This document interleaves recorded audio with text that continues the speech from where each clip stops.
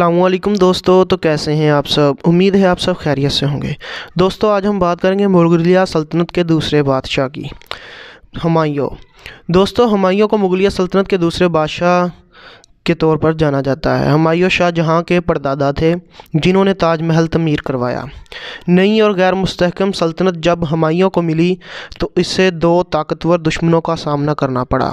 اپنے تخت کو کھونے کے بعد اسے دوبارہ حاصل کر کے اپنے والد کی سلطنت کو 15 سال میں ترقی دے کر اور ایک جنگ سے دوسری جنگ تک سلطنت کو مستحکم کیا۔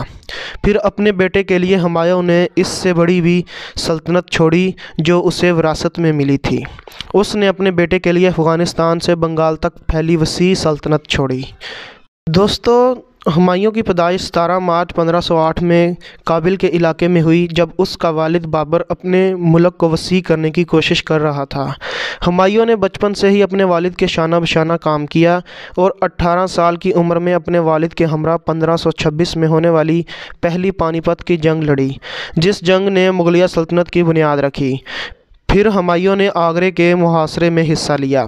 1528 میں ہمایوں کو ایک علاقہ بدخشان جو جنوبی تاجکستان اور شمالی افغانستان کے درمیان واقع ہے اس کی حکومت ملی۔ یہ جگہ فرغانہ کے جنوب میں بھی تھی جہاں سے بابر اور اس کے پیروکاروں نے اپنی ملت کے لیے جدوجہد کا آغاز کیا۔ بدخشان کو حقیقت میں مستحکم ریاست کی نمائندگی میں جانا جاتا ہے۔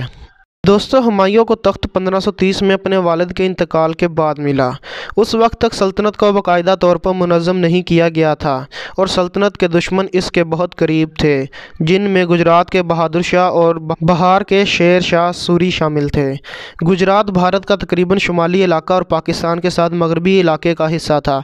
بہادر شاہ وہاں کا مقامی سلطان تھا اور اسے ہمایوں کی فتوحات اور پرتگالیوں کے حملوں کا سامنا کرنا پڑا۔ یورپ کی طرف سے آنے والوں کے خلاف جو ہندوستان کی زمینوں کے کچھ حصوں کو جو تجارت کے لحاظ سے خاص تھے حکومت کی خواہش رکھتے تھے، بہادر شاہ نے فوج تیار کی اور دہلی کی طرف مارچ کیا۔ اس کا مقابلہ کرنے کے لیے ہمایوں کلنچر کے مقام پر آیا اور اس کی فوج کا محاصرہ کر لیا۔ یہاں سے ہمایوں کو ایک بڑا تاوان حاصل ہوا جس کی وجہ سے ہمایوں برسوں تک فوجی دستوں کی مدد کرنے کے قابل رہا۔ اس کے بعد وہ دوسرے باغی گھر بہار بنگال کے قریب شیر شاہ سوری کی طرف روانہ ہوا جس نے مسئلہ کھڑا کر دیا۔ شیر شاہ سوری ایک افغان رہنما تھے۔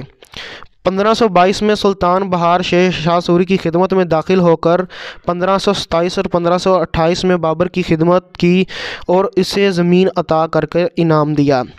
ہمایوں خود کو وہاں رائج کرنے کی نیت سے گیا اور بنگال کی سلطنت کو شامل کرتے ہوئے ایک آزاد سلطنت کو تشکیل دینا چاہتا تھا۔ یہ اس وقت کی بات ہے جب وہ اپنی سلطنت کے مشرقی حصے کے بارے میں فکر مند تھا۔ گجرات کی مہم ختم ہونے کے بعد ہمایوں نے بہار کا رخ کیا جس کی وجہ سے اپنے دارالحکومت گھور کو پیچھے چھوڑنا پڑا اور چنار شہر کا محاصرہ کیا جس کی وجہ سے دشمن گھور کے علاقے پر زیر اثر آ گیا۔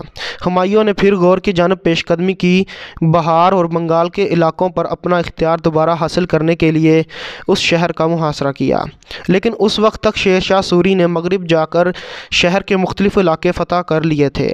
مغل سلطنت کے دارالحکومت آگرہ کو خطرہ تھا۔ اس کے نتیجے میں جب اپنے قدم پیچھے لیے لیکن جو 1539 میں بکسر کی جنگ میں ہمایوں نے شکست کھائی، اس موقع پر اس نے اپنی فوجیں اور اپنا تخت کھو کر قسمت پر جینا پڑا۔ 1540 میں اس نے ایک نئی فوج کی اصلاح کی اور شیر شاہ سوری کا مقابلہ کرنے کے لیے بہار کی قیادت کو دوبارہ شروع کیا جس کے نتیجے میں بالآخر ہندوستان کے شمالی علاقوں پر ایک سلطنت قائم ہوئی۔ جو جنگ شروع ہوئی اس میں ہمایوں کو پنجاب اور سندھ کے علاقوں میں بھاگنا پڑا۔ سندھ میں ہمایوں کو تھوڑا وقت لگا اور اسے وہاں سے جلا وطن کر دیا گیا۔ 1542 میں وہاں ہمایوں کا بیٹا پیدا ہوا۔ 1544 میں وہ شاہ طہماسپ اول کے ساتھ فارس گیا جہاں ایک فوج کے مذاکرات ہوئے اور اسے وہ فوج عطا کر دی گئی۔ اس فوج کے ساتھ اس نے پہلے قندھار پھر کابل اپنے بھائی کامران کے ہاتھوں سے واپس لیا۔ دونوں بھائیوں نے مل کر کابل کو دو بار 1544 اور 1549 میں کابل کو فتح کیا۔ پھر ہمایوں کے بھائی نے اس سے آنکھیں پھیر لیں۔ پھر مغلیہ سلطنت کی فتوحات کا آغاز ہوتے ہوئے جنگ کے بعد جنگ ہوئی۔ 1554 میں پشاور، 1555 میں لاہور، پھر دیپالپور، آخر میں مچ بھاواں کو فتح کیا۔ افغانوں کے خلاف مچ بھاواں آخری فتح تھی۔ اسے 15 سال کی جلاوطنی کے بعد تخت آگرہ واپس جانے دیا۔ اپنی سلطنت کو دوبارہ حاصل کرنے کے بعد وہ آگرہ چلا گیا اور اس علاقے کو تشکیل دینے لگا۔ بدقسمتی سے 27 جنوری 1556 میں ہمایوں کا انتقال ہوا اور اس کی بیوی نے اس کا مقبرہ بنوایا۔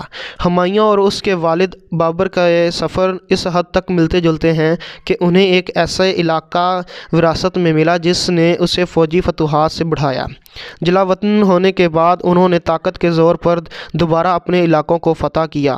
اس کے بعد ہمایوں کو اکبر جیسا جانشین ملا جو غیر مستحکم تھا۔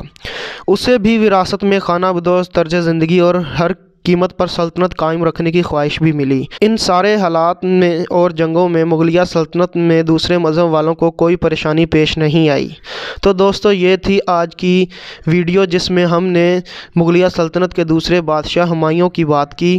انشاءاللہ تعالیٰ پھر حاضر ہوں گے کسی نئی ویڈیو کے ساتھ، تب تک کے لیے مجھے دیں اجازت۔ اللہ حافظ۔